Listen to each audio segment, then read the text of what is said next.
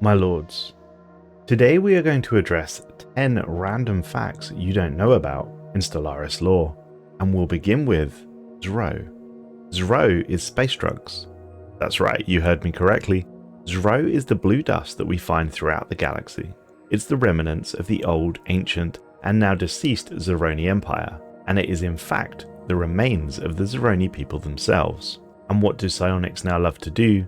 Well, they like to snort it to increase their power. So yes, space drugs.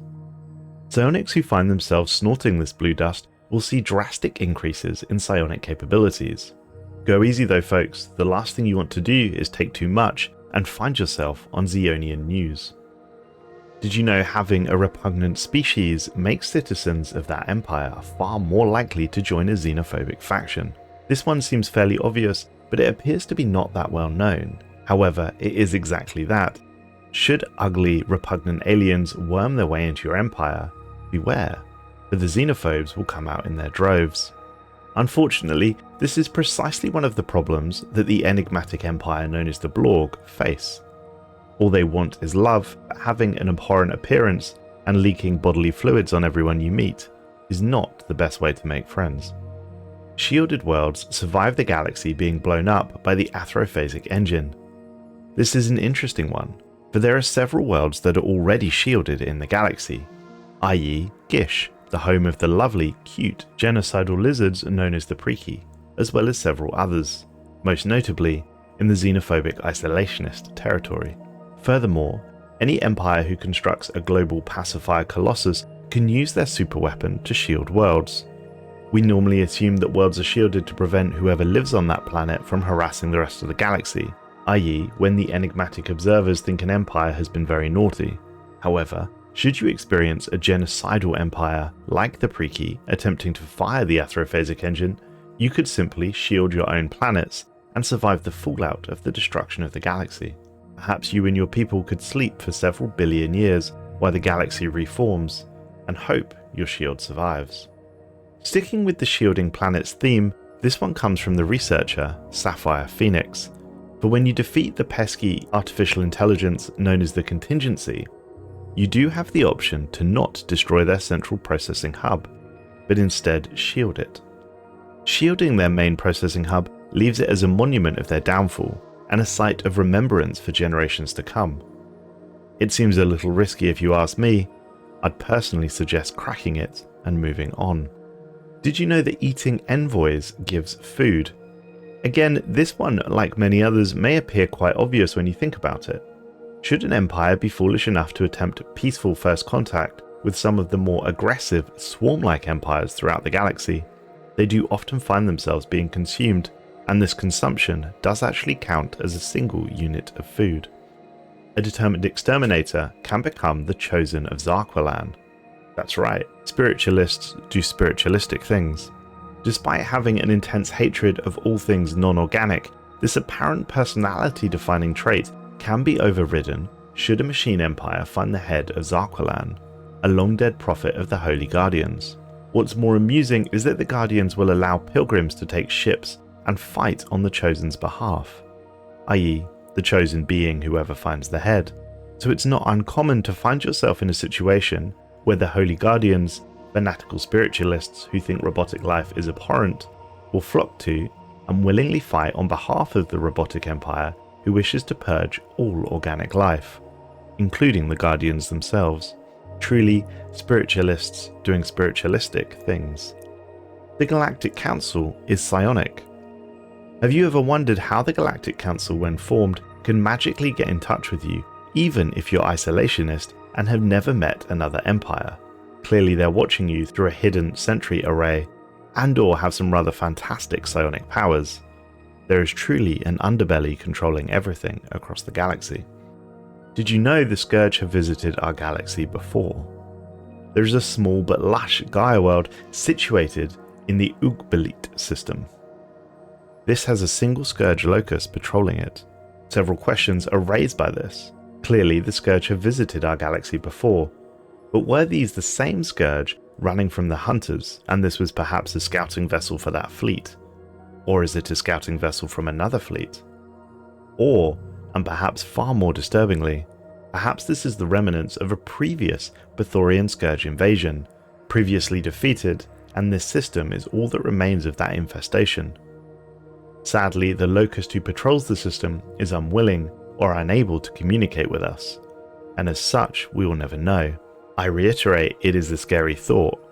We think the Unbidden have come before, the Contingency have almost certainly activated before, and now perhaps the Scourge have attacked this galaxy before as well.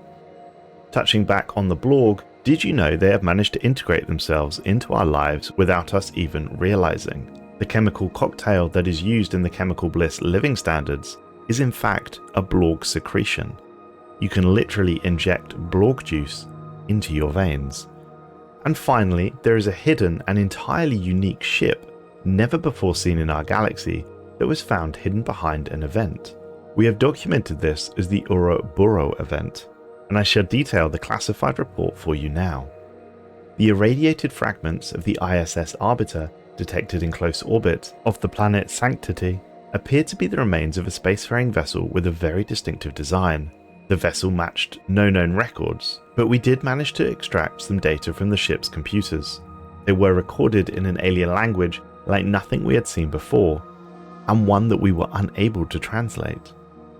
However, by studying the remains, we did postulate that the craft is known as the Kotalo, and it suffered a catastrophic navigational error when exiting faster than light travel. This error brought it too close to the gravity well of the system's pulsar, and large portions of the ship were stripped apart through radiolysis. There were no survivors. Soon after, however, sensors reported a ship with seemingly identical properties to the unique one that we found in system. It was active, it had just dropped out of hyperspace, and they were hailing us. The crew of this strange ship appeared excited to speak to us. Though our translators could not decode their language, they identified themselves with a low-frequency verbal expression that sounded an awful lot like the Kotalo. We attempted to communicate using raw data, and we received a flurry of data in response, including graphical imaging of a neighbouring galaxy and footage of what could only be described as engineers working on an FTL drive. We could draw no other conclusion than that these people are explorers from another galaxy. Their ship's lack of weapons supported this theory, and we sent them footage of our own explorers on their first journey beyond our own solar system. The reaction from their crew appears to be jubilant. Following this, we decided to send them data recovered from the wreck that we discovered. The excitement of their crew quickly evaporated, and multiple members began to tap away at consoles. Using their tentacle-like appendages, they transmitted what looked to be passenger manifests, navigational data, and crew logs. And without a doubt, the data matched that of the wreck that we found to the letter. However, with one key exception. The wreck contained further entries with later dates. It would appear that the crashed ship we found is the same one we find now before us, only much older. Despite their mannerisms, their consternation was evident, and yet it is clear to us that any information we provide may have unforeseen consequences. Nevertheless, we decided to warn them of their impending doom. The aliens began hurriedly poring over the system's data that we sent them, speaking in their strange language and entering a flurry of commands in their consoles. We waited patiently for a reply, but before it could come, the ship's engines began to power up, and before we could react, they vanished. I wish them luck. Several months passed, and our system's sensors once again pinged the ship appearing in our systems. As before, the vessel exited FTL abruptly. However, this time it collided head-on with a comet. The collision was disastrous enough to kill everybody on board and sent the remaining wreckage spiraling in towards the system. It would appear in fact that it was the comet and not the pulsar that was responsible for the ship's demise, and in our effort to warn them of their fate, we appear to have caused it. 2 wrecks now haunt the system. A sad story indeed. Thanks for watching, folks. If you want to learn about the origins of Skrand Sharpbeak, the legendary admiral, then please click the video on screen now.